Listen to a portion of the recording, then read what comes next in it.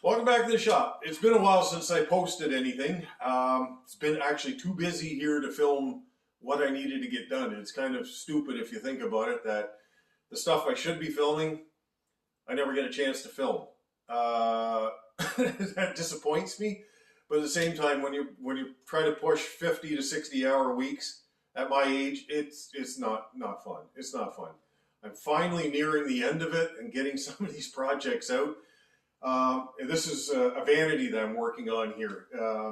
It's basically got a finished end with two legs on it. I got a leg that goes in the middle and one on the far right side. In a sense, it's kind of the idea of a suspended vanity, that kind of thing. But I got to put the drawers in there, and I've elected to use a side mount track. Typically, I use an under mount, but I'm going to be using a side mount because I want my depth in here.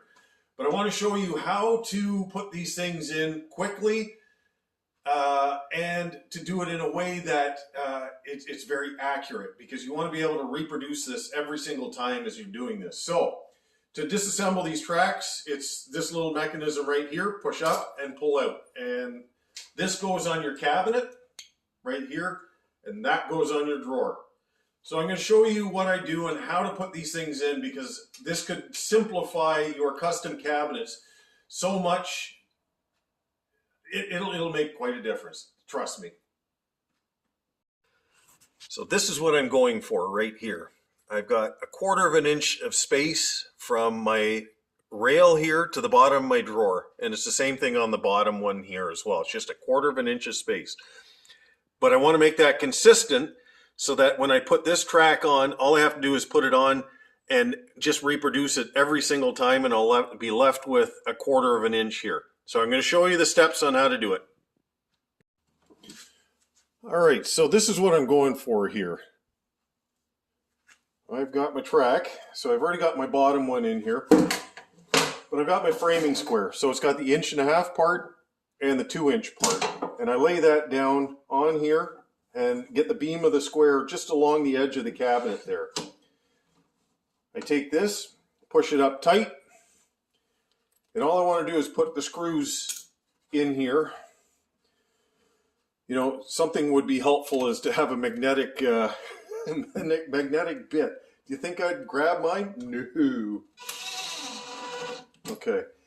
And with drawer tracks, more is better. I always try to put in as many screws as I can possibly put into this,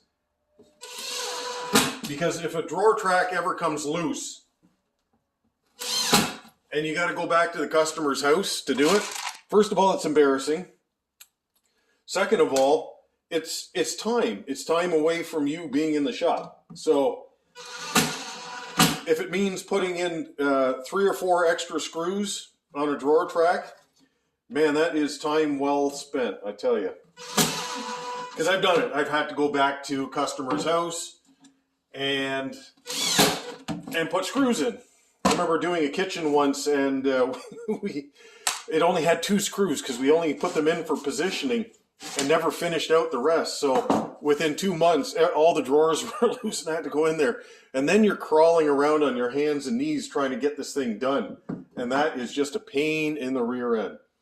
So, okay, so now I've got the 2 tracks set in here with 1.5 inches of space between them. And the next thing, I just finished the other side, and I'll show you how to attach the other part to the drawer box. All right, next step. So if you were to take a measurement of that from the bottom of this rail to the center of that screw hole on that piece of the track there is 2 3/8 of an inch. Okay, but you want that about 1/4 of an inch off the bottom. So about 2 1/8 is what you want. So here's what you can do. You can take the drawer right here, mark 2 1/8 of an inch and draw a line all the way across it like that. And hold the track on there the best you can and line it up. But if you're doing this multiple times, well, that's a lot of work, because you got to draw a pencil line on it every time, and you got to get this exactly right every single time. So there's a very simple thing, and I'm going to show you what it is right now. Okay, so here's your track. There's your line. Yeah, and if you want to do this, you could just kind of eyeball that and try to get it right. And yeah, if you get it a little bit off, you know, like if it's up a 16th or down a little 16th, that could make all the difference in the performance of your drawer.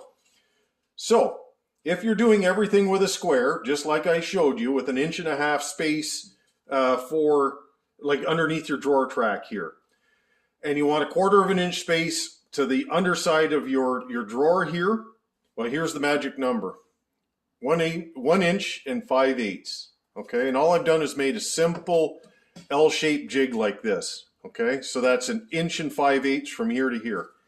You just put that on the bottom. You line up your slide to the front here, and you put a couple of screws in it. And that's all you have to do to it.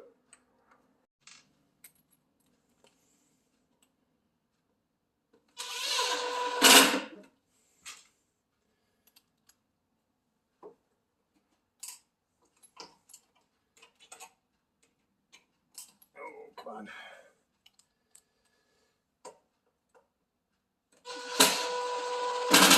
Same thing here. I'm going to try to fill in all the screw holes that I can. I think that gives me what, 6, 7. It gives me seven screws.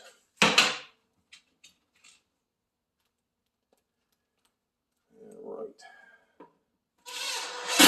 It may be overkill, but like I said, one trip back to a customer's house, that's all it'll take you to put more screws into it. Okay, so there's the track. I've got an equal space, or an even space, of 1 inch and 5/8 from the bottom to the underside of my track. Okay. Push your tracks all the way in as far as they go. And then you gotta line these things up. This is where it gets a little bit tricky, but there. Okay, so once it's in position, it's basically you shove it in, and you'll find it goes to a positive, kind of a positive stop at the end there. And look at that. But here's the advantage of doing it with a side mounted track, is it has no bounce. Okay, those the undermount tracks, even the best ones, always have, there's a certain amount of bounce to it.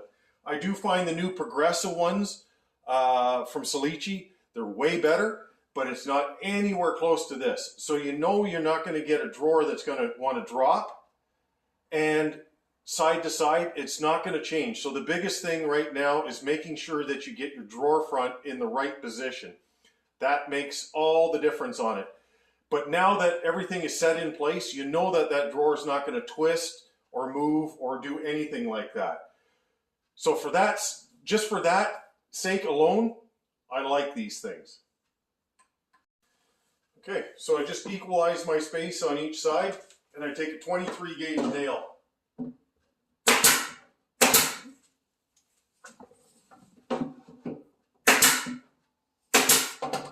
Okay, there we are. And everything's now referenced off the bottom here, and now I can put the other drawer in the middle. So there you go. 1/4 inch of space.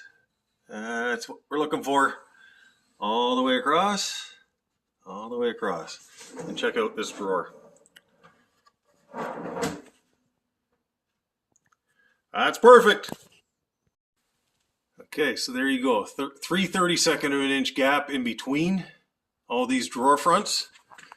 But here's the thing. Look down the side here. Look at that. Nice and perfect and straight. And that happens every single time when you use this procedure. All right. Have a great day.